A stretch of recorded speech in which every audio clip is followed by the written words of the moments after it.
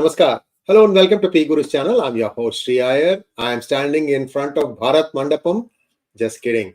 It is just a nice wallpaper that we have conjured. I hope you like it. And today joining me is Shekhar Iyer as we talk about the politics in the aftermath of the G20. There's another day of meetings tomorrow, but the big bang has happened today. A lot of things happened in G20. I'm sure you've watched our hangout with Sumit PA just an hour ago. And now we're going to talk about what comes after this, what to expect. And in his own inimitable factual way, Shekhar Iyer is going to give us a lot of what we think are important scoops. Shekhar ji, namaskar and welcome to 𝗖𝙧𝙤𝙪 channel. Namaskar, Shree ji. Namaskar. Good evening to viewers in India and good morning in America and elsewhere. It has been incredibly a day of diplomacy in India at G20. Unbelievable, unthinkable that finally they could work out a document which was finally cleared rather at 4 a.m. 4 a.m., sir. Only this morning it got clearance. And the Prime Minister was awake throughout night because the message to all the diplomats holding the discussion was if they had problems, they could directly speak to the Prime Minister. And the Sherpas, both Amitabh Kant and as well as the other former Foreign Secretary, they were all waiting, hoping that there would be some naysayer, there would be some kind of doubt. But it seems when they got back with their concerned heads of state, particularly President Biden, President of France, Macron, all of them finally agreed this is the only way this G20 summit could come to close, able to adopt a resolution on Ukraine. And of course, it didn't have the wordings of the Bali summit, where Russia was described as an aggressor. But this time, the Prime Minister Modi played a big part, and the team of diplomats did a fantastic work trying to tell them, look, a message had to go. That has to be a message of humanitarian aspect.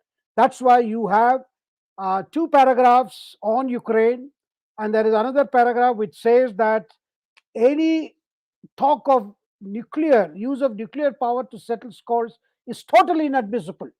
We have seen how Russia had been using such terms, threatening to use nukes, which was also countered by the other side. But a lot of things, without actually calling Russians aggressor, because when you have a document, you have to get them also on board, and that was done. But apart from the adoption of this G20 document, there was a very, very important announcement that is concerning India, Middle East, Europe economic corridor. This is going to be a very big thing, Sree Iyer ji. I am sure you're going to have several hangouts on this because this is virtually people talk of reviving the spice route. But well, India and America are looking at it in terms of ways to counter the Chinese, what they called it, the Belt and Road Initiative, where they try to rope in over 100 countries on infrastructure development. But this one is completely different. The heads of states of India, UAE, Saudi Arabia, European Union, France, Italy, Germany, and of course President Biden, they all sat together and came with this initiative, which is to have a road link as well as a rail link, along with shipping links for a new economic corridor, which is this is to link shipping and rail lines from India to Europe through UAE, Saudi Arabia, Jordan, and Israel.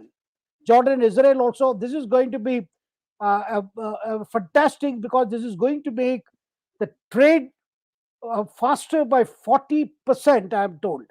And this also will include laying of cables to transmit power, electricity, as well as data. That means this will also be a link for new internet routes for the internet traffic also. So the best way, I think, as the Americans would always say when something big happens, that's how the President Biden reacted to it by calling it a big deal. So I think this is also a very important thing. This has happened.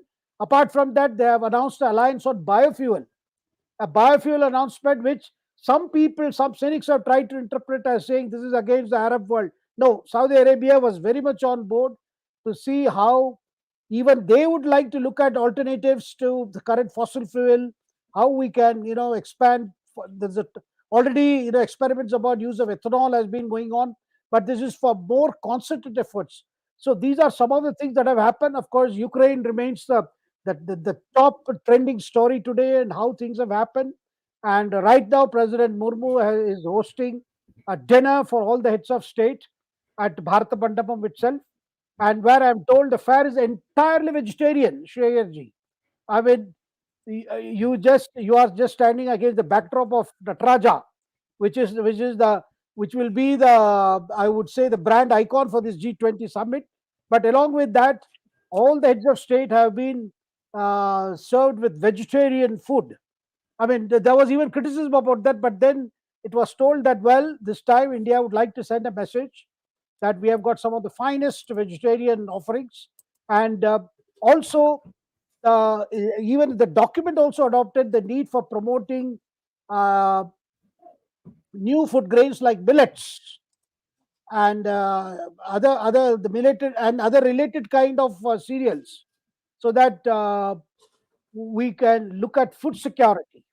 And in the document also, the mention was made of the recent talks between Turkey and Russia over the food grain movement, where the G20 adopted a resolution saying, look, we look at that particular discussions as very important, though Russia did not fully come to an agreement on allowing the trade of wheat, Ukrainian wheat, to pass through the Black Sea.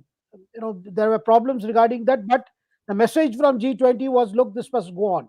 So one can see that this has really been a big feather in the cap of the Prime Minister. People thought the leaders would not be able to adopt a document. This 37-page document has several dimensions, several things.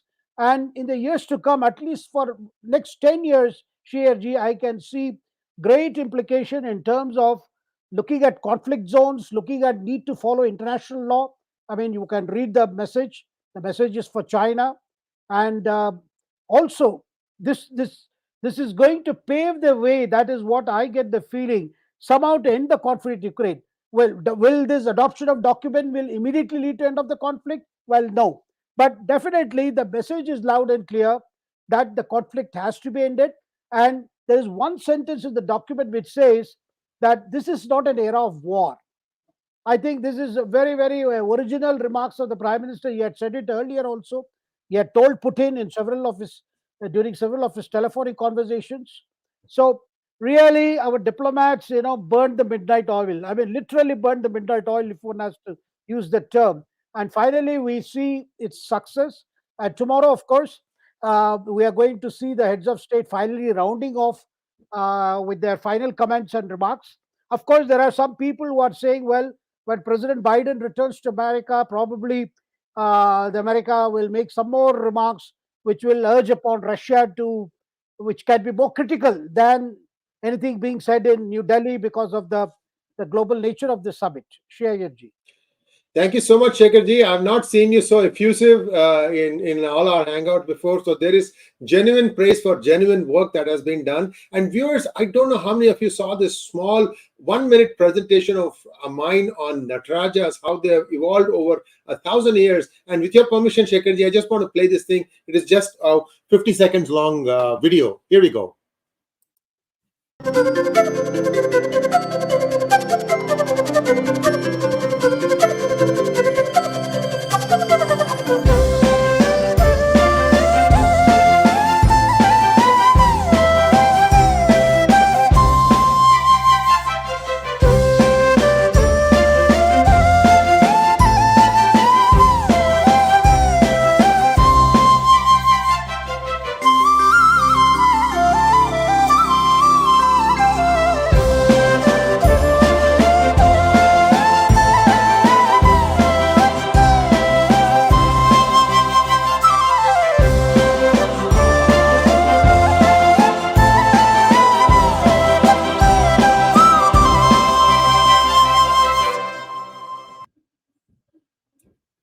I saved the best for the last because if you look at what is behind me, it is very closely resembles the one in, it's not 12th century, by the way, that is 14th century. But look at the bliss on the face of Lord Shiva. How much would the sculptor have worked to bring that just right effect. And therein lies the greatness of the sculptor. I thought I should mention this to all of you viewers. Shekharji, now, will this win the election for the Modi government or Modi? Well, definitely it points to the leadership of Modi, because the whole effort the last 1 year has been to show that the respect that the Prime Minister Modi commands is largely due to the way India is seen today, the potential of India, the growth story of India, the strength of India. And that strength of India comes from what the Indians are achieving today across all walks of life. And that the hope that India represents in the post-COVID era, that's the kind of message that is coming across. The way India fought COVID, one of the world's largest immunization campaign was undertaken in India. These are some of the things that have led to the kind of leadership role India has played in G20. And Prime Minister may be accused of doing a lot of publicity for G20 and particularly the leadership of India under his regime. But that had a purpose. The purpose was that we should utilize this 1 year period, because the next thing it is now shifting to the Brazil. But the whole idea was that India should be focused. Even at the Bharat Mandapam, the leaders got to see the best of India, the variety of India. And you can see the response, Sree Iyerji. Today, the wife of the Japanese Prime Minister turned up in a sari for the dinner. And British Prime Minister Rishi Sunak, who has never hidden his Hindu background, when he arrived in Delhi, when he was received by the Minister-in-Waiting 𝗏𝗏𝗎𝐻𝑖 Chobe received him with Jai Shri Ram.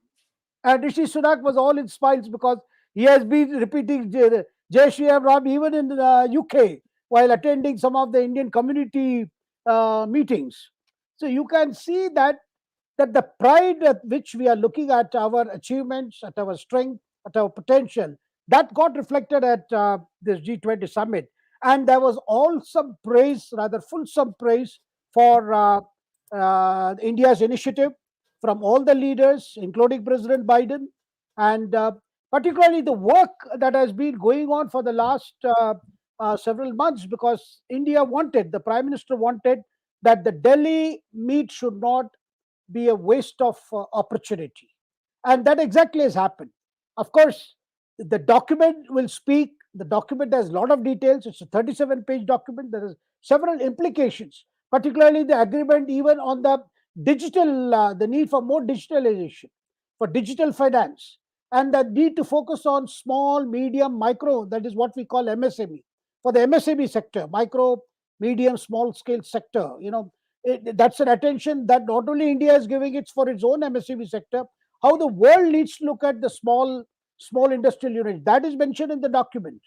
And also the talking of infrastructure. Of course, I mentioned about which is the India, Middle East, Europe Economic Corridor, which was on the sidelines of the G20 summit, which its implication for, which is implications for China and for anybody who wants to dominate. Well, the China was represented by its Prime Minister. One does not exactly know what were the interventions that were made by the Chinese side, but definitely they would have also got the message that has come, look, that if China continues to pursue its course, it's increasingly going to be in a state of isolation. And sir, very important thing happened in this summit. African Union was admitted as a member of the G20. Rather, it has now become G21 after this, because it was India's insistence that if you really want to hear the voice of the global South, you need to include African Union, AU, and all the voice of the African people, the sufferings of the African people, and the potential of Africa in terms of economic growth. All that had to be reflected, because India always considered this particular meeting, the New Delhi summit of G20, an opportunity for the global South, an opportunity to hear the voice of the global South, an opportunity to present the potential of global South. And that was appreciated even by the Western countries who have their own problems, but they also realized in some of the solution for their problems, in the problems of their economic crisis that they are facing today, they should need to look beyond their own and look at the vast potential that Africa offers. So I think that message also went through, and one could see the emotional hug that the African Union chief and Prime Minister Modi exchanged today. That was also a very, very interesting highlight of today's meeting.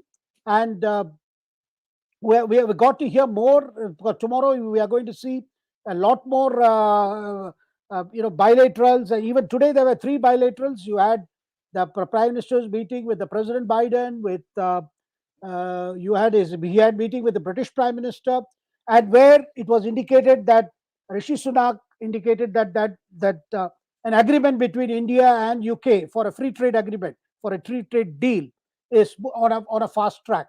So this is the kind of message that is coming, that this G20 has not gone waste, because opposition has been cribbing about why Kharge was not invited.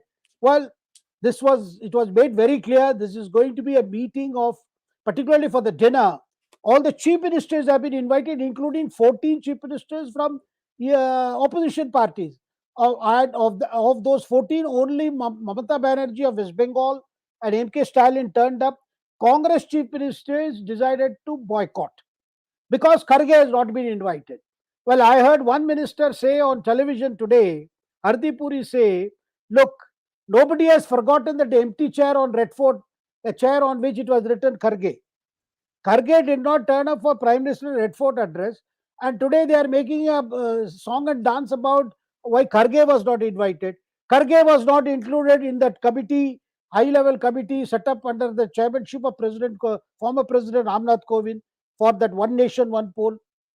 And as if Kharge is itself an issue. But sir, Congress has been playing very petty. I think they did not do this. India has hosted earlier NAM summits. India has hosted Commonwealth summits. I mean, they did not be so petty. But the fact is, Rahul Gandhi is currently in Europe, saying the same thing that he has said before, and his visit was also timed. But there is no traction. I think that is deeply disappointing the Congress, and Congress feels that G20 itself may not lead to any electoral impact, but the fact that it reinforces the image of the Prime Minister as a world leader, a leader who has arrived on the scene, a leader whose voice is listened to, a leader who can influence decisions, and G20 adds to that image. And that image is a plus point for the National Democratic Alliance. That is what is worrying the Congress. So in the next few days, you are likely to see Congress and its supporters in the media will now pick some, they'll pick holes in these documents. You will see a lot of negative reports trying to show that this is actually not such a success as is being made out by world leaders, not just by Prime Minister Modi. But then, just as this comes to end, we are going to see the next few days. The next week is the Parliament opening of the special session in the new Parliament building, and that will coincide with Vinaya Chaturthi or Ganesh Chaturthi. So on to politics, and that is going to come full stream. And BJP leaders are deeply grateful to Udhayanidhi Stalin for giving them such a golden opportunity.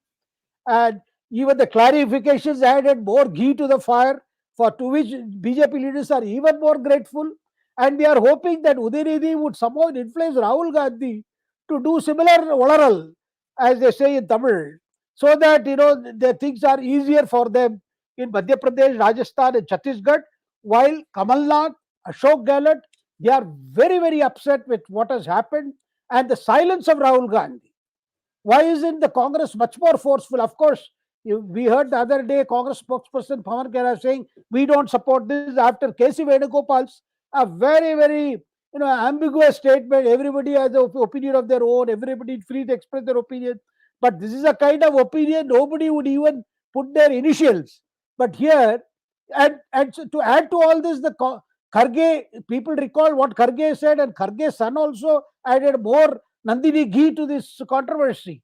And Siddaramaiah suddenly thought, if Priyank Kharge is adding something, why not I do something? So he talked about how he was asked to remove his shirt when he went to visit one of the temples in Kerala. We all know for a fact that temples in Kerala, they continue to insist on the old traditional that you remove your upper garments for the simple reason, the same reason that your Dhritarashtra's wife, she asked Bhima to come before her in complete nude, so that when she opens her eyes, she can send those powerful, radiant energy, which will act like a 𝗑𝙬𝗫. And we all know that our temples are consecrated places. I mean, all our viewers know about it. I just thought I should mention it because Siddharamaia's is a no controversy. There is no, because he made it as if people are being asked to remove to check to see whether they are wearing a Jenu or not. But that is not the real thing. The real thing is we consider the temples to be consecrated places where prana pratishtha is done, the idol is energized. That's why every temple has kumbhabhishekam after every 12 years, which is again renewal of energy. So when you go to the temple, you are supposed to receive the complete energy and recharge your batteries. That's why, sir, in the olden days, people used to take bath. They may not have a big puja room in their home, but they used to visit the temple, sit for some time before they begin the day to re-energize themselves. That was the concept. But today, new meanings are being added. I think because Nandini ghee is unable to compute with Amul ghee, so a lot of is being poured into this controversy. Funny how you have taken Nandini ghee and Amul ghee and made it a contest between Karnataka and Gujarat. That's very interesting, sir. That what you saw there, viewers, was Rajiv Gandhi being weighed for gold. Usually they do tulabharam. Tulabharam is where you weigh a person with equivalent amount of gold, and that gold is donated for a cause, sometimes for the person, also for campaigning and things like that. By the way, Mr. Jinnah got weighed in gold by the king of Kalat for representing his case before the British. And you know how that thing ended? I have a small capsule of all the different things that happened today, Shekharji. Just a 1 minute thing with some music. Then let me just play that thing now. And here we go.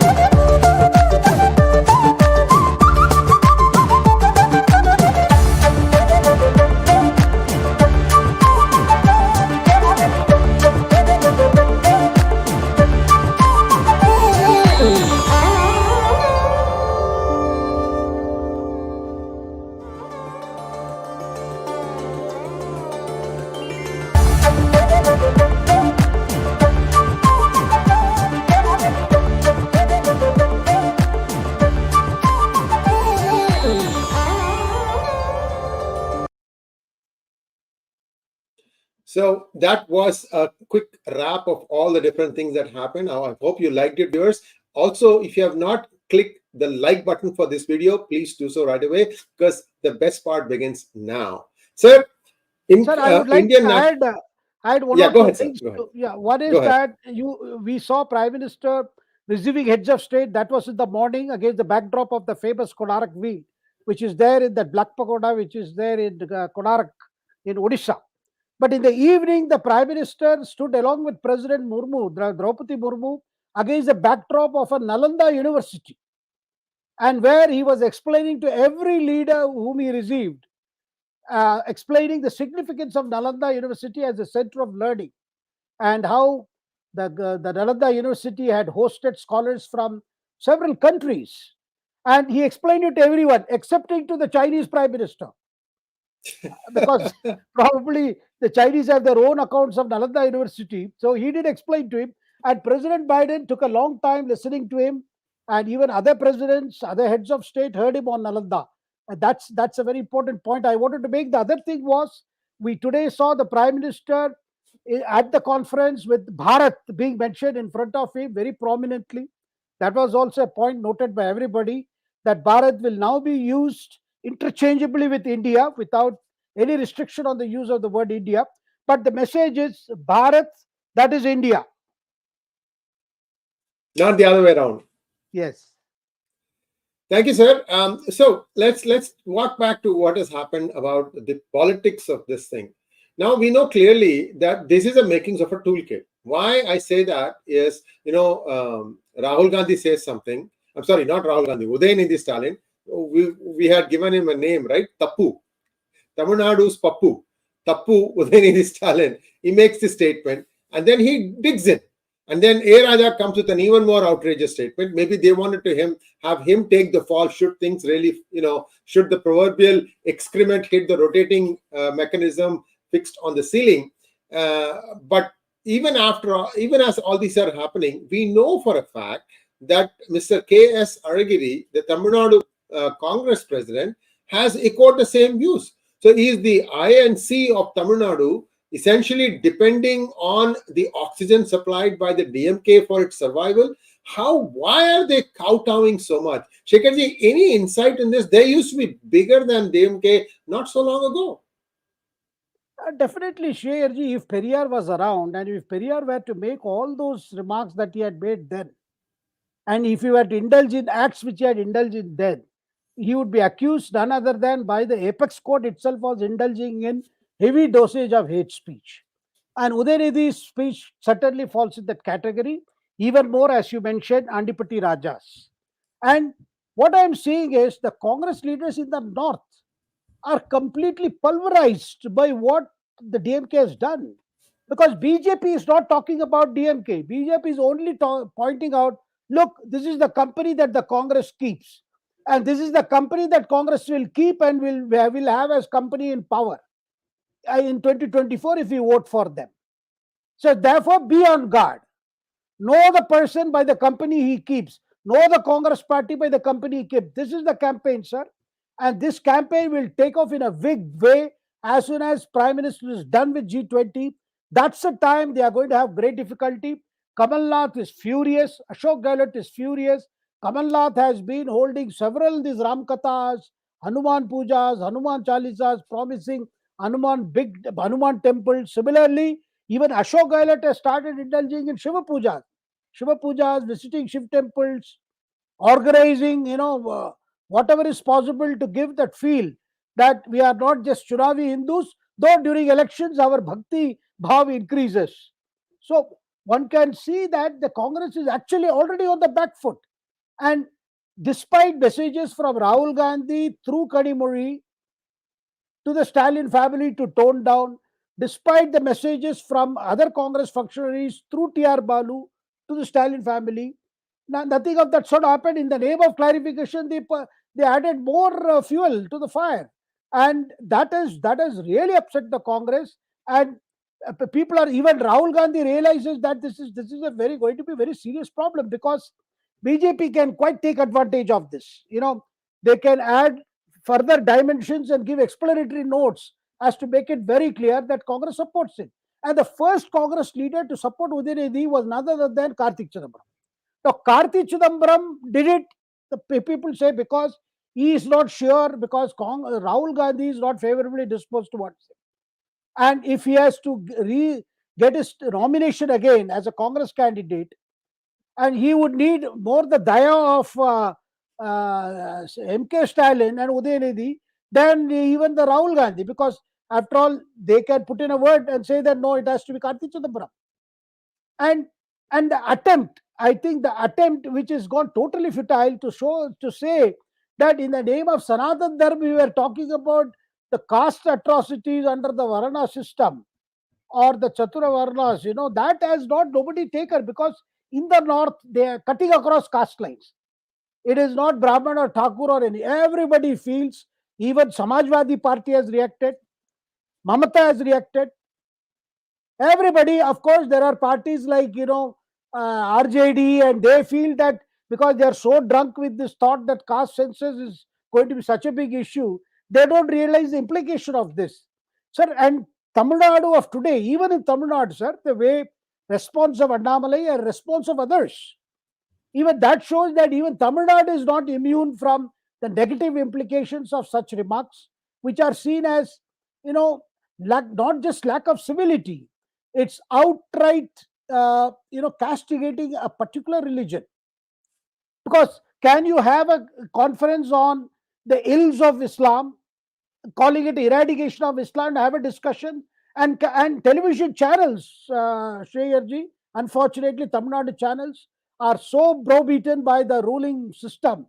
They are not willing to talk. Actually, maybe in the last 50 years, Dravida Kazhagam has been speaking on those lines, deliberately confusing Sanathan Dharma with the caste system, or the atrocities of the caste system, or the inequalities perpetuated by the caste system.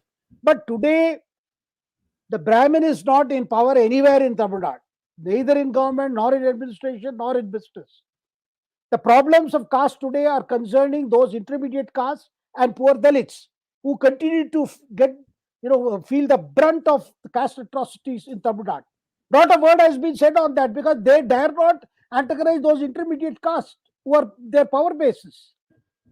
If Udhayanidhi was sincerely talking about inequalities, and he says what is called 𝙒𝙤𝙤𝙪𝙥𝙥, that is social inequalities, and so if today anything is social inequality, is corruption. Those who have money can get things done, those who don't have money cannot do anything. That is the biggest inequality perpetuated in Tamil Nadu today because of the state, the establishment, political parties are steeped in corruption. And every 5 years, they have no qualms in bribing voters, either by way of freebies or hard cash as per voter list. This is the sad state of affairs in Tamil Nadu today. Udayanidhi, had he spoken on that, perhaps he could have earned a new name for him. Sir, and also, I am surprised that Udayanidhi, who has a long way to go, I mean, he should have, instead of tackling these issues, should have chosen to go back to an old formula which does not work forever. After all, and sir, people are also talking of that his remarks are actually even insult and humiliation of his own mother, Durga Stalin, who is one of a very pious religious lady who visits temples for praying for their welfare without any consideration for them. The father and son, I do not know why they have done this, though I am told Stalin later held a meeting with his ministers 2 days ago and apparently counseled them that they should not be attending meetings called by other affiliated groups like Dravida Kazhagam. They could send other party functionaries who can speak what they want. I have an and update on his son this. was also present. I have an update on this. What has happened is that the BJP unit of Tamil Nadu has actually given a complaint to the governor, pointing out that the Minister for Hindu Rights, Hindu Religious and Charitable Establishment, HRNCE, he was also present at this particular meeting where Udhayanidhi Stalin made the statement that the destruction of Sanatana Dharma is his goal.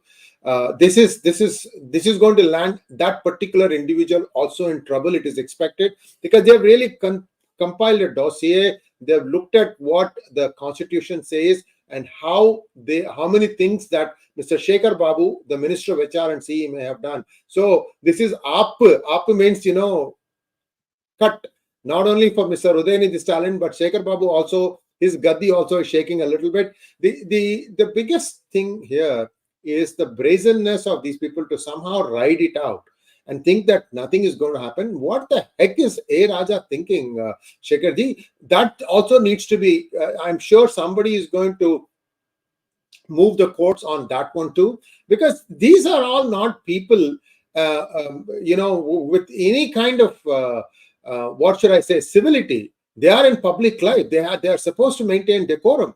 Sir, I am telling you, Raja's wife, who passed away recently, was buried in a casket. So she was a Christian. The question is then, is Mr. Raja a Christian? Udhayanidhi has self-confessed that he's a Christian now because he has married a woman who's Christian. So is this a way by the church to try and run down Sanatana Dharma? See, sometimes what happens is the people will make some provocative statements, and then when the reaction comes, then they'll play victim. This has been a standard, modus operandi. In fact, I'm going to share with our viewers a monologue which might happen as early as tomorrow morning about what happened in the 1966 agitation for banning cow slaughter. What really happened? It's gut-wrenching. We just did the research on that one. It's gut-wrenching. I'll share that with you guys. But sir, now let's take to the second part of our talk, which was the special session coming up. Any ideas confirmed now as to what are the things that are going to be taken up? We think women's reservation bill, 33% reservation is going to happen. We think Bharat is going to be the official name of the country. What else, sir? No, even Bharat, I am told there are legal opinions saying that they did not have to come with any special law, unless, of course, they want to completely ban the word of use of India, which I Hmm. don't think is currently on cards.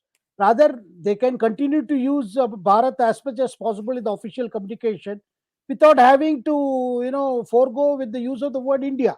If they were to do that, then they need a special law. Then you would have to change the names of several institutions that has India in their main name. So I don't think that's happening. But one is definitely going to see these 5 days. A lot of focus will be on the Udhayanidhi controversy also. You mentioned about the legal actions. Already cases have been filed, petitions have been filed before Tamil Nadu governor. But I also see a situation that happened to Bal Thackeray. Sir, if you remember, for his utterances, petition was filed with K.R. Narayanan, who was then the president, for disenfranchisement of Bal Thackeray. And finally, he passed on the application. He forwarded the plea to the election commission, which went into the mandate and recommended Bal Thackeray being prevented from voting, disenfranchisement. Now, if you cannot be a voter, you cannot even contest elections. What happens if Udhayanidhi's speech is taken as a hate speech? You may draw whatever sympathies you want in Tamil Nadu, but in the north it will be heavily welcomed. That finally an action is being taken, somebody who spoke utter nonsense about Hinduism with utter contempt for the followers and believers, and not even believers, because we Hindus are seekers, and complete contempt for people who are devotees. And Tamil Nadu is a very religious place, sir. Despite years of Pagutarivu and all that, what you are seeing in Tamil Nadu is all the temples are flocking. In fact, it is the shops of Dravida Kazhagam which is for seeing a fall in volunteers. So this be the scenario. So coming to that special session, several things are on cards. One will get to know the official agenda, but definitely we are hearing about women's reservation bill. There could be some other measures also, and more importantly, I think the G20 will figure in that 5 day deliberations where the parliament is expected to give a thumbs up to the Prime Minister Modi, as well as a thumbs up to the ISRO scientists for the Chandrayaan project, for Aditya L project. So there are some of the achievements that Indians have had in different walks of life, including sports. They will find mention, and along with that, there may be one or two other legislations which could become as a surprise. But once I think the president is intimated officially about summoning the parliament, because it was prorogued after the last session. So when the president issues summon, you will have a speaker calling all parties. Then the agenda will be out. There is no secrecy about. In fact, Sonia sent a letter, very poorly drafted letter to Prime Minister, and Prahlad Joshi, the Parliamentary Affairs, responded saying some of the issues on which you wanted discussion has already been discussed, and never has a parliament being called after a discussion with on the agenda with opposition parties. What normally happens is, once it is officially decided and president notifies or summons parliament, then the opposition is engaged. That has also been made clear. So one can see a lot of thing. And along with that, sir, these by-election results that came yesterday, where BJP won 3 seats and you had the opposition winning 4 seats. Well, the headlines made it out as if the BJP had a setback. That was not so, because some of the seats that the Congress won is fighting their own alliance partners, like say Pudupalli in Kerala, where Uban Chandy's son Chandan, Chandy Uban, he won the elections with huge margin, fighting the CPM threat. Similarly, Trinamool won its one seat, which was held by BJP, fighting CPM, Congress combined, and BJP. So it is not exactly, because some opposition leaders have been tweeting on this, including P. Chidambaram, and the Twitterites have responded to those comments, giving details of as to how the victory should be. But the message from Gosi in Uttar Pradesh is very important for BJP, sir. That if you get people to resign from their parties and come over to your parties, and particularly a leader like Dara Singh Chauhan, who was earlier with Mayawati, then from Mayawati he came to Sapa, then left Sapa, he had won that seat, Gosi seat, from Samajwadi Party, and then he shifted to BJP and resigned his seat and contested a BJP candidate. See, if just because the leader changes parties, the communities backing that leader normally do not change parties. That's a big message that has come. So BJP will have to relook at its strategy, particularly in a caste-sensitive state like Uttar Pradesh, where merely getting people to cross over will not going to help. It doesn't mean that they can bring entire community to their side. That's an important message from Gosi, where the Samajwadi Party also increased its polling percentage from 42% to 54%. Well, that's interesting news. That could be an individual against whom the electorate may have had some, misgivings. So we'll have to wait and see. That is just that. Of course, that's good messaging. So I just wanted to touch upon one little thing as to why Hindus in Tamil Nadu are so passive. Many people have been asking, why aren't the Hindus taking to the streets? Two reasons for that. One is that the Tamil Nadu police has been sort of like a little bit on its own. They do something that perhaps it's not done that much in northern states, especially. What it is once they tag you for something, even something as simple as protesting, right? After that, you get harassed for the rest of your life. They pull you in and said, were you there here? Were you there? So what happens is people say, I don't want to deal with this. If it's just a matter of, showing up, even if they come and take you away for 2-3 hours, put you in a police station and then they let you off, which is what used to happen. Because if there is a grouping, then they'll say that there could be a social disturbance can happen. So they'll bring all these police vans that blue colored with grids and all that stuff, so you can't jump through the windows, put people in, and then they'll drive them off, and then they'll let them off after 2 hours. They'll give biscuits and coffee, that sort of stuff. But in Tamil Nadu, I'm told the police will book you, and after that they believe in harassing you for the rest of your life. So these are some of the things that people are like, I don't want to deal with this stuff, therefore they still wait, they don't come out in the street. But be that as it may, I'm also hearing that one group called Hindu Munnani has been holding a lot of protests. BJP, of course, has acted against Shekhar Babu. So that is another thread that is running on its own. So viewers, there is nothing but damage and collateral damage for the INDI alliance as far as I can see. Let us hope that some wisdom prevails, but I think it is too late now. This was the Chaiwala moment, in my opinion, for the 2024 election, sir. Please let me know if you agree with me or not, and then we can go for questions. Absolutely, sir. Absolutely. The other problem is many young people also fear that if the cases are registered against them, then they will have difficulty in getting confirmation in their jobs, because police Yes. verification is necessary in case of some government jobs. But the anger is definitely there in Tamil Nadu, sir. It is not just in the north or the rest of the country. We have seen during the ADMK rule, if you remember, some comments were made about your 𝗠liche 𝗲𝙗𝘗, where Yes. people had the DMK social media people had made some comments, and finally 𝗏𝑒𝑑𝑎𝑑𝑖 Palaniswamy government filed cases against them, and then BJP under L Murugan took out this Whale controversy. Whale controversy. Yeah. Whale controversy and whale yatras. So it is not that the Tamil Nadu is immune to to reaction to this kind of thing. Today, because these people are in power, so there may be fear, but definitely I think the lot of and sir, this is nothing to do with Brahmins. A lot of other people, other communities who are extremely religious, who are extremely I would say spiritual bent of mind, they do feel hurt when these comments are made, and sometimes attempts to show that the Shiva Peruman, the Lord Shiva, who is venerated in Tamil Nadu, is different from the Vishwanath who is there in Kashi. The attempt to show that the Shaiva Siddhantam is a different thing, the Hinduism is different thing. All these kinds of attempts to show that this is a different thing and that's a different thing, and this is not Hinduism, that no longer holds water. And I think parties like DMK are also worried and upset by the implications. Like you had Kashi Tamil Sangamam, you had Saurashtra Tamil Sangamam, where Prime Minister has been making efforts to see that this artificial divide that is sought in the name of North-South, Tamil versus Sanskrit, all these are broken. And sir, this time in G20, look at the focus, Bharata Mandapam, Nataraja, the huge statue of Nataraja. So you can see the message that is being given. A sincere attempt to see that these forces, these elements do not try to go on rubbing it. And the fact of the matter is today, An average Tamil youth today understands what is happening in this country, what is happening in the rest of the country, and what is happening in Tamil Nadu.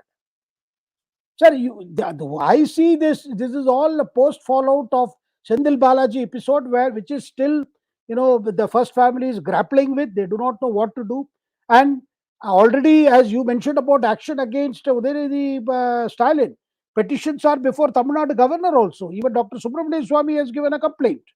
So one can see that the fallouts of all this, it may not happen immediately, but in the months to come, you could see a lot of fireworks. Yes, indeed. And I also have a monologue I put out yesterday, which has actually gone viral. And I'm going to try and see if this makes sense. I'm not 100% sure this is the right video, but I'll pull it up. But most importantly now, while you answer the first question, I'll try and get that video, Shekharji. The most important thing here is that these people are depending on math. And I will explain that math to you just a little bit with that presentation that I put together. And Shekharji, since you have seen so many elections come and go, we can discuss about this a little bit. But first, let us take some questions. And if we have time left at the end of it, we can go back and look at my slide deck. Questions, please. Pawan Kishore wants to know, will the leaders of INDI alliance support anti-India views of Rahul Gandhi on foreign soil? He literally supported Chinese One Belt, One Road initiative, which runs through POK. Certainly not, Pawanji, certainly not. They are already very uncomfortable with his attacks on, Adani, singling out a particular industrialist. We saw Mamata protesting at the alliance meeting in Mumbai, and now talking about China, saying that China has a vision. His speeches in Europe, the last speech has been on these lines, that China has a vision, whereas India does not have a vision. I mean, does he support the Chinese vision for this Asia and Asia Pacific, which is smash and grab? I mean, I do not know. I cannot think of any Indian opposition leader or any political leader worth his salt making statement as supporting, virtually extending support for that vision. I mean, that's a very unfortunate thing. Well, you have problems with Prime Minister Modi, you may have problems with BJP, but that doesn't mean that you do not take a position which will be difficult to defend in the later stage. So one can see, sir, the G20 itself, the success of this summit, the declaration from this summit, and the forthrightness with which this summit has dealt with issues like Ukraine, has dealt with issues on poverty, and issues on new energy, finding new energy resources. I mean, those are commendable. But then we are seeing that there is a tendency that wherever something of this importance is happening, or the Prime Minister is engaging world leaders, the Congress leader Rahul Gandhi would also like to go somewhere and look for an audience who can be told about what's wrong in India, what's wrong with Prime Minister Modi, and things like that. That's a really unfortunate thing that has happened. Unfortunate, I would say, because there are some issues where the ruling and the opposition need to understand there cannot be compromise on India's interest for sake of politics. Because people are asking me, I mean, I do not know how to answer them. They're asking me, is Congress towing completely what the Chinese wants to do? Is Rahul Gandhi, on the payrolls of China? Why is he supporting everything or acting in a manner? I mean, I do not believe even these accusations can be true. But Rahul Gandhi must realize that these are the things that is being said, and that doesn't do good for the Congress party. Of course, BJP will take advantage of when the air is thick with that kind of suspicions. Sree Iyer ji. And then I have my slide deck ready to go. Just one slide I want to put up, but let's run through some other questions. Request you to kind of keep the answers to 30 seconds to 1 minute, sir, because I would like to go through some of these questions. Next one, please.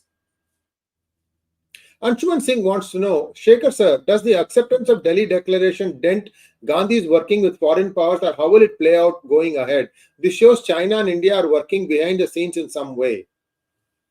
Well, on the diplomatic level, on occasions like G20, definitely diplomats, including Chinese diplomats, were taken into confidence in the wordings of this document. There is no doubt about it. But at the same time, for the Gandhis, that the fact that a successful summit of world leaders in Delhi enhances the image of the Prime Minister Modi, and somehow they seem to be losing one talking point when to speak against the government. Had it been a failure, they would have said, look, Modi made a big deal out of it and nothing came out of it. That is one point they are scoring. But foreign policy itself is not a big electoral issue in this country, because previously we have seen there has been consensus on foreign policy. But this is the first time when you find the opposition always want to look at and the fact that the Congress chief minister should have attended this event when they were extended an invitation, and they chose to stay away because that is what the Congress leadership wanted. I mean, just as in that panel that was set up to examine one nation, one poll, your Adhir Ranjan Chaudhary was asked by K.C. Venugopal to, why did you give consent to be on that committee? Get out. So he resigned. He was even sent a letter to be signed and sent to the government to quit the panel. Next question, please. Subramanian Vishwanathan wants to know how differently a loose alliance of state parties affect the outcome of 2024 from 2019. Subramanian sir, the whole purpose of this alliance was to see that they ensure that there is no division of anti-BJP votes, and they put up candidates in as many constituencies as possible, one candidate from the opposition against NDA. So a loose alliance would mean it's a free for all. Already we even just now this by-election that just we discussed a short while ago. So actually all these parties contest against each other. Of course, sometimes they use a term called friendly fights. At least as far as I know, in Bengal there was no friendly fight. In Kerala there was no friendly fight between communists and Congress, because Pinarayi Vijayan wanted to send a message that after the demise of leader like Uman Chandi, there is no other leader. So he wanted to ensure defeat of Chandi Uman, the son of Uman Chandi. And it was a very bitter fight. And Pinarayi Vijayan is disappointed that Congress managed to ensure victory from Puduppally. Sir, now is a good time for me to share my slide deck. Just one slide. I'd like to share that slide. Can we have the slide, please? Thank you. So I did a back of the envelope calculation, Shekharji, and I want your view on this. If you want to take a quick look at it, you may do so, but I will explain to that also while you are reading this. Viewers, today, if you look at the Indian demographic, right, well, it's probably around 75% Hindu. It is not 80%, because that was the case when the 2011 census was done. The last 12 years, a lot has happened. A lot of conversion has happened. So today, one cannot assume that India is still 80% Hindu. It is more likely that it is around 75%. Now, you look at the voting percentage, the voting record of Hindus, it is close to 50%. I may be a little bit harsh in my criticism that only 1 in 2 go out to vote, but let us just take for number's sake that it is 1 in 2, which means that of this 75%, only 37.5% of the voting population, not the population of India, those who can vote, only 37.5% are the net votes cast by Hindus, all of them, right? The other 20%, which comprises of minorities, now, the Sikhs also have been made to, somehow feel like there are some things that are being done against them. So they've also gotten really passionate. So the 20% tends to vote. Almost every voting person goes to vote.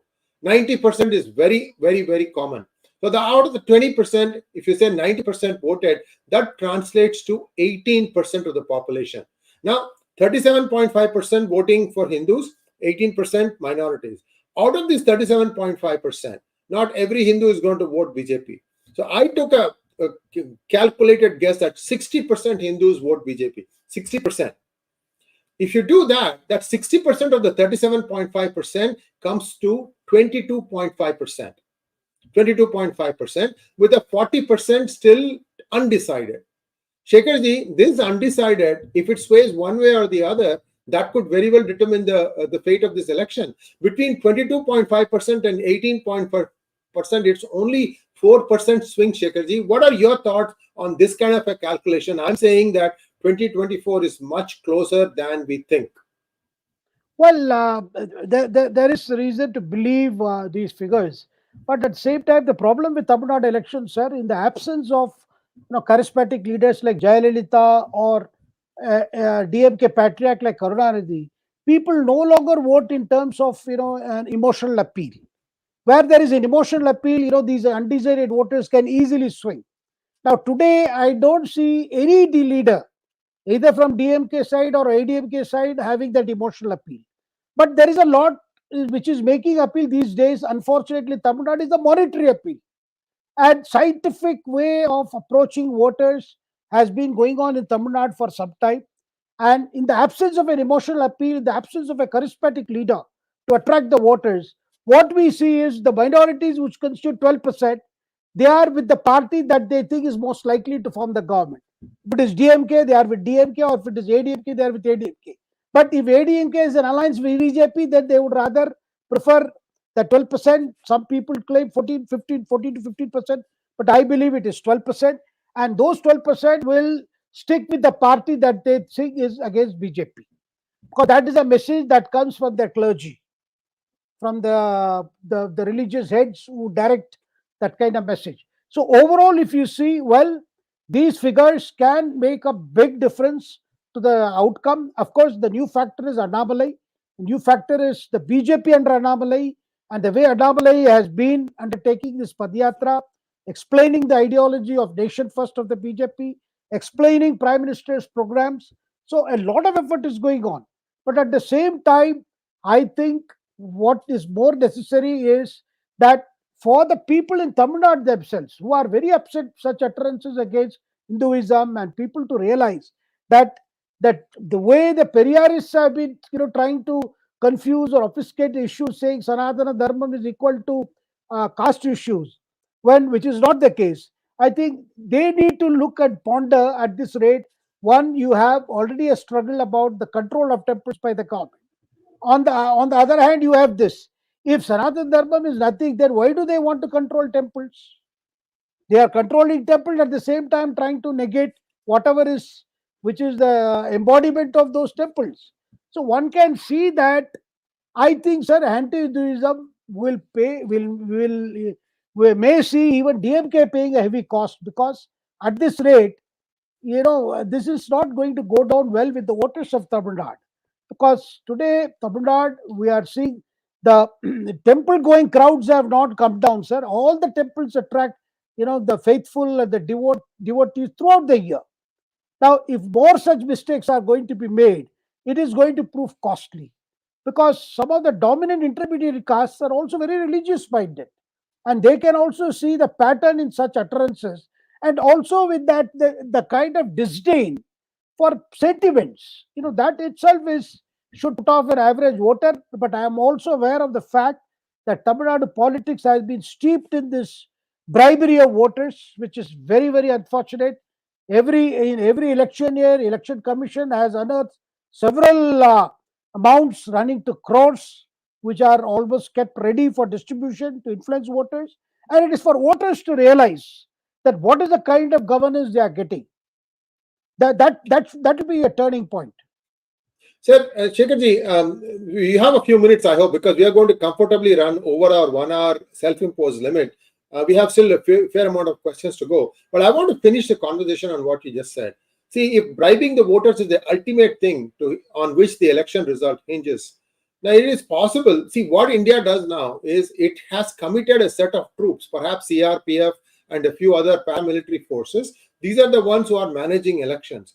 Now, can they be given the additional responsibility? Because they go 2-3 days ahead of time to the polling area, and they go and spread out to the entire polling regions where they are supposed to take responsibility. Can they be given orders? And let us say that the intelligence is good and they know how the money is reaching all these nooks and corners. Can they be given orders to search and confiscate even in police vehicles, in government vehicles, as long as the intelligence is accurate? Do you see something like that happening? Because unless you do something like that, this revdi culture will continue, sir. Well, sir, the paramilitary forces cannot act on their own. Under our constitutional scheme of things, the paramilitary forces are sent once the election has been, dates have been announced, and the election commission takes over. During the conduct of elections, the election commission, authorizes the state administration, which is brought under the control of election commission.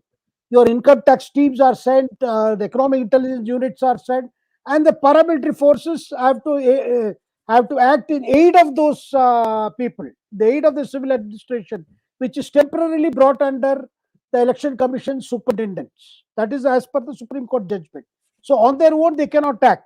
But those 2 months or those 45 days from the date of announcement of election, say till the date of polling, of course it takes a while for forces to come, and then election commission to, even because in some cases election commission transfers returning officers, changes district magistrate, district collectors when there are complaints. But the fact is, it has this use of money power has become more and more scientific. I say scientific because the teams fan out with the voters list, approaches individual voters, and hard cash is very tempting. And of course, the election commission also involves in income tax departments during the period of electioneering and during the period of campaigning to keep a watch. And seizures have not been coming down, Sree Iyer ji. I mean, every year, wherever elections are held, particularly in the south, in Tamil Nadu, there have been huge seizures, and which all point to the fact that parties ultimately do not care for voters or sentiments of voters when they realize that those votes can be purchased. This is a very harsh reality, I would say, which is to extent prevalent even in states like Telangana and Andhra Pradesh, to a greater extent in Karnataka also. But Tamil Nadu has always got a bad name on this account. So one can see that this plays a bigger part. This is one reason why the leaders get away with what they do and what they say. Next question, please. Kushanan Keshav wants to know, sir, is the growing tension between China and Bharat the reason for Xi Jinping to skip the summit? Isn't this a slap on Pakistan to be ignored when Bangladesh was invited? Well, sir, I think Xi Jinping wanted to avoid meeting the Western heads of states in particular, particularly President Biden. And of course, he did want to meet again the Indian Prime Minister, and may not have wanted India to have all the glory of hosting G20. He thought by his own absence he could contribute less. But even if the heads of state are not participating, even if the Chinese president has not participated, there was a full-fledged participation by the Chinese delegation, which was led by its prime minister. So, in terms of that, I don't think one should not take it as some kind of a setback for India or anything. Well, Xi Jinping has his own problem, and sir, with G20 itself, China has had problems because unlike Shanghai the Shanghai SCO organization, where China has managed to force its agenda with the help of Russia, G20 has always been out of bounds for China because of the positions taken by Western countries and other countries. It is not the first meeting the Chinese leaders have skipped. In previous occasions, we have seen the Chinese have stayed out when they realize that things are getting hot for them, and issues like the Chinese position on Taiwan, Chinese position on Indo-Pacific, on the sea lanes, on the disputed areas. Those are the times when Chinese have seen that their representation is not the highest level. So that could be one of the reasons. Of course, Russian President Putin has not been traveling. He didn't go for the your BRICS summit also because one answer that is, one possible cause could be there is an international warrant against him for the war crimes in Ukraine. The other reason is, I think there is a lot of churning going on in Russia. We just saw the mysterious death of the Wagner chief, the private army, the mercenary army. Probably there are a lot of things happening within the Putin administration, and the Putin spoke to Prime Minister Modi. I did try to convey that he had a lot of things at home and he would rather let his foreign minister represent his country. Thank you, sir. Next question, please. Rajshekhar Burra wants to know, Prime Minister Modi was behind the board Bharat at G20. Is this soft launch and a message to critics? Your observation? Of course, with that controversy over just because first an invite was sent on the name of the president, saying that President of Bharat, Then subsequently, when Prime Minister traveled to ASEAN summit, it was again mentioned as Prime Minister of Bharat. So this is going to be interchangeable terms, and this is not a it need not have been a controversy, but for opposition, spelling rat in everything, because they feel that every move of Prime Minister Modi has an electoral dividend for BJP. This is the underlying assumption. So everything that is announced, everything that is done, they look at it from that point of view. Oh, this is going to help BJP. This is going to give them a brownie point for election campaign. Otherwise, India that is Bharat or Bharat that is India need not have been such a controversy at all. Because in Hindi, when you say Bharat Sarkar. You don't say India Sarkar. So when you speak in Hindi, it is always referred to as Bharat Sarkar. So that need not have been a problem. Though in the other regional languages, in Tamil, they may say India Arasu, the Indian government. So it did not have been an issue, but I do not know what has come to the Congress today, that everything that this government does with the government plans, they always suspect that this has an electoral dividend for Prime Minister Modi and the BJP. Thank you, sir. Next question. Ustad 𝗤𝙜 Khan Chanchad wants to know, did Modi government miss a trick by making sure foreign media does not interact with radical leftists who want to bring down Hinduism? A French channel talked with an IIT professor who imagines India without Hinduism. Well, I think the American side wanted interaction. They wanted, particularly after the bilateral meeting between President Biden and Prime Minister Modi, they wanted some US correspondents to be given an opportunity to the usual normal meetings where two questions are asked from either side, the Indian side and US side, when just as it happened when Prime Minister Modi traveled to US, or if Biden is an official visit. I think it was pointed out to the Americans, this is a multilateral gathering. There would be squeeze on time because there would be back-to-back meetings.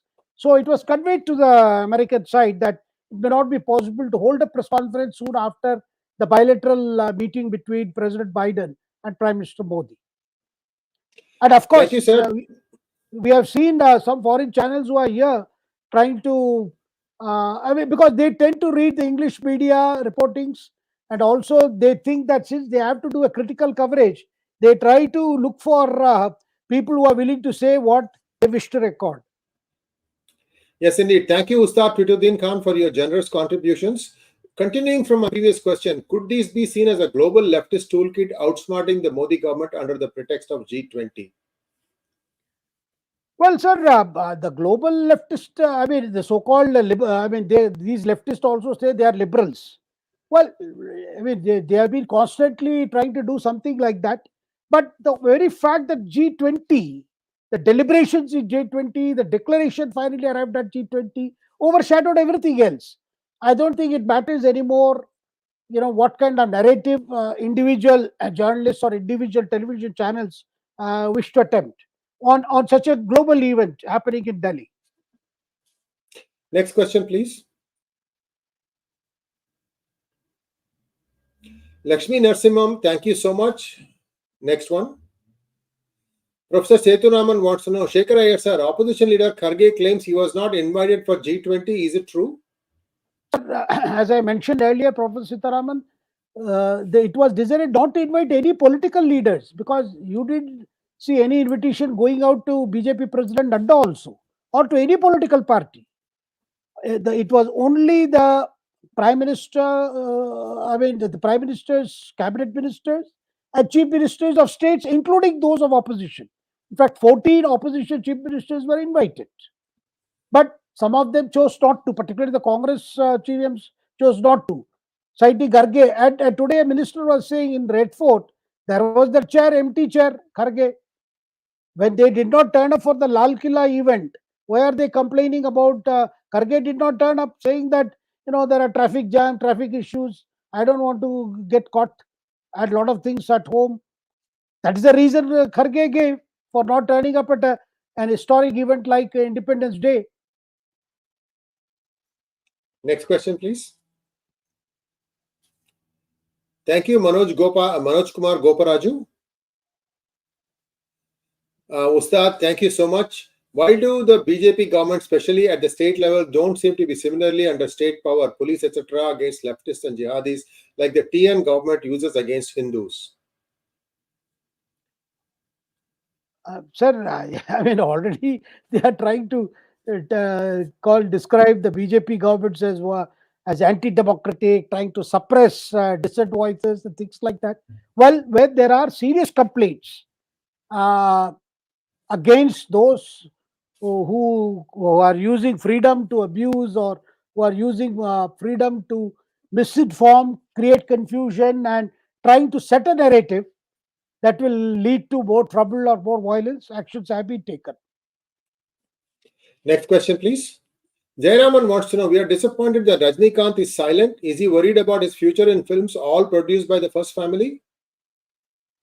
Well, sir, Rajinikanth had that opportunity, that opportunity which he chose to forego after his visit to Hyderabad, and the reasons that we get to hear, that how he had to choose between of course, his health was a matter of concern on one side, but on the other side, he had also had to look at his film commitments and financial commitments and a plunge into politics.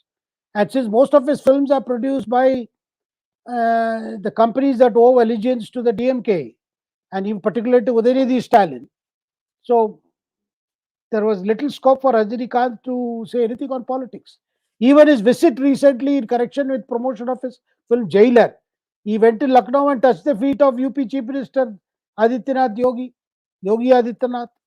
And you saw the furor. How can he touch the feet?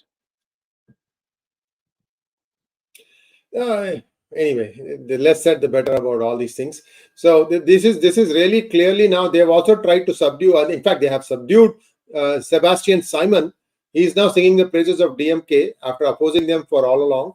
So you never know who's the B team, who's the C team, who's the D team, who's the X team of these people. More or less, except for BJP, everybody else seems to be dancing to DMK's tunes. That's all I can say. Sir, thank you so much for taking the extra time to answer all our questions. Viewers, I hope you liked our interaction. We really think that the 2024 election is going to be tight, even after all these things. Remember, when people are given money, that is the problem. You and I may not. I mean, actually, even middle classes, maybe, say, okay, this guy gave more money, so I'll vote for him. Who knows? See, it's unpredictable. Human behavior in front of greed is unpredictable. So we have to wait and see how the Modi government overall addresses this problem of preventing revdi culture. Let's wait and see. Thank you so much, Shekhar ji. We'll be back with Shekhar ji on Wednesday at 10 a.m. Namaskar.